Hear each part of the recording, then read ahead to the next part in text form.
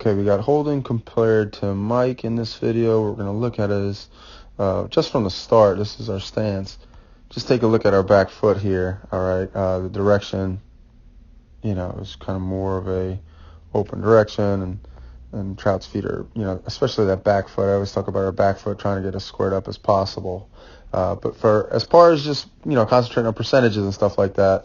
Okay, if I put a percentage marker on you, this is how far off you are with your back foot. So when you're just, you're 41 degrees off from center, where Mike Trout is legitimately, he is directly on center. He's squared up with that back foot. He's ready to push off that back hip. You're kind of closing your hips off, and your stance here may kind of cause you to kind of get jammed sometimes or not clear your front side. Okay, so squaring up your foot, I know we're working on T and stuff like that, but sometimes those are the little things that we concentrate on. All right, moving forward into the swing here. All right, here we go. We're going to front knee lift, where the front knee just lifts, but we're not even going to slide forward with that front knee yet. We're just going to kind of stay where we are. Here's a little bit. He lifts up a little bit higher. He stays back a little bit more when he lifts. Okay, there's the front. He's starting to go forward there. All right, so let's just compare some things as we start to slide forward here. All right, we're going to go forward now with our front knee and our front foot, and we're going to stop at toe touch. So once that front toe touches the ground, okay, you can kind of see it in Holden's video. That front toe is touching the ground right about there. Okay, we'll slide back up to his position, and here we go. Trout sliding forward, and his front toe is about to hit down now. Okay, so now we're just going to compare some things here as far as toe touch positioning, and we're going to talk about our back elbow first here. All right. Actually, let's go back into the feet since we were studying the feet. At this phase of the swing, Holden's feet, again, that back foot is open this way, and the front foot is also open, not as squared up as, let's say, my Trout, because at his toe touch, technically his feet are pretty much squared up in this video. So as far as percentages-wise goes, again, we're going to play percentages because we want to see improvement.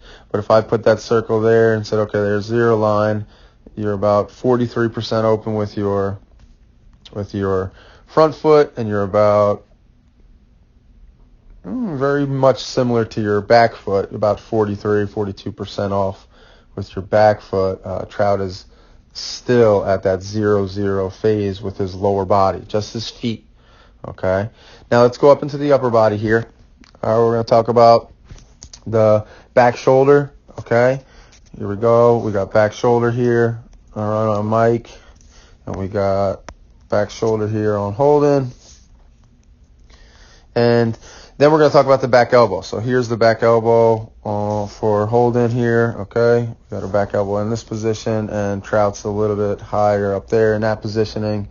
So let's just play some percentages. Mike Trout, his back elbow is about, I would say, it's probably a little bit lower than that. But let's just say 35 degrees above his back shoulder, whereas Holden, we are, put that in our back shoulder. There we go. There's our back elbow down. All right, so your back elbow is about 71% lower than just the zero marker. That's zero. And Mike Trout, here's zero here. He's 38% above zero marker. So we got to see if we can take that back elbow when we're sliding forward and see if we can kind of lift it up. All right. So as far as percentages wise goes, here's your back elbow. Here's that zero marker. Okay. Here's Trout's back elbow. All right. We're going zero there, and then we're going about, that looks a little bit better. 22% compared off. We're not even at heel strike just yet. So let's go to heel strike now. Okay. Once that front foot touches the ground, or that front heel hits the ground, we're going to go look at it again, and we're going to compare percentages. So here's front heel strike. Boom. Front heel's down. Give that one more frame back. Right there. Boom. Okay. So now, next one. Trout's front heel. Boom. Hits the ground right about there. Okay. So now let's just take a look at the swing now. Okay. And let's see if we dipped any more. Okay. Right now, I would say Holden's back elbow is a little bit further down. Even his back shoulder dropped a little bit just because he lowered his height a little bit. but you're about 72% off right there, okay? Trout, I think, to be honest with you, he looks like his back shoulder dropped down a little bit. Here's the 0 marker, and I would probably say his back elbow was right in that position, maybe 8% above still in an attacking position. And if you look, right, our shoulders, okay, our shoulders are already, back shoulders a little bit, that front shoulder is starting to come up on me a little bit higher than our backside is starting to drop. Whereas if you look at the difference here in Mike's, here's his back shoulder, here's his front shoulder. His backside is definitely higher than his front side here. It looks like holding here, you might be starting to collapse here, and he's able to keep his height a little bit better.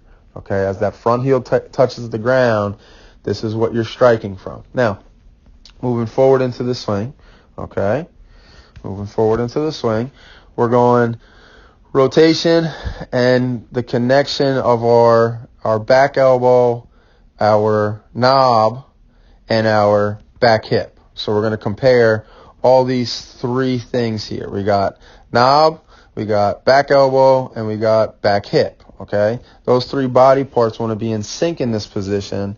And if you look at this swing right now in Holden's, right, we have a little bit of disconnection. We have the back elbow is somewhere in this position, okay? The knob is somewhere back here, and then the back hip is somewhere in that position. So we don't have a connection with the back elbow and the knob and the hip getting right to that spot as quickly as possible or staying together.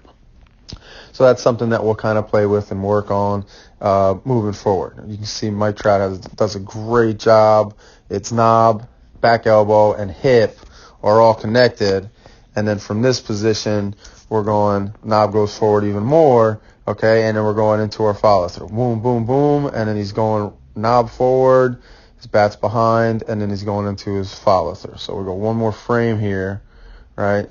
We're pretty much matched up frame by frame in this position, okay? Some pretty decent similarities. I think you're doing a good job of keeping that barrel back on this round. Very similar to Mike. His barrel's kind of staying back. We got a good angle into the zone. The legs wise, we're in pretty good shape.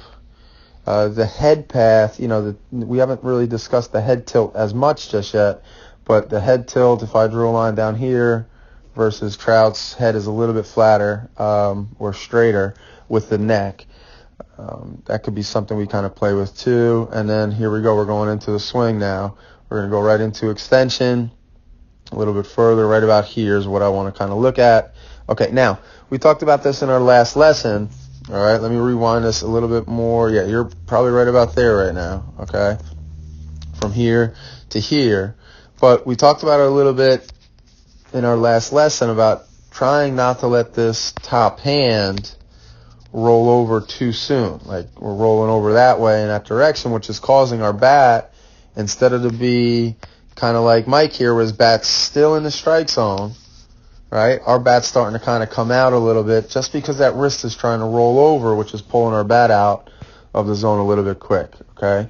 I like the front leg. That looks good. Front leg looks good. We're hitting against that front side. And then what I noticed a little bit, and again, it's just something to kind of keep that swing in the right path.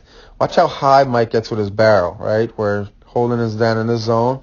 Look how high that bat is. That bat is way up in the air in that position. And we've worked this before with you, Holden. Sometimes that bat would almost get to the hip, right? But, I mean, he's throwing that bat way up in the zone. We probably could work on that a little bit to see if we can get that same kind of long follow through. It kind of helps us stay in the zone as well.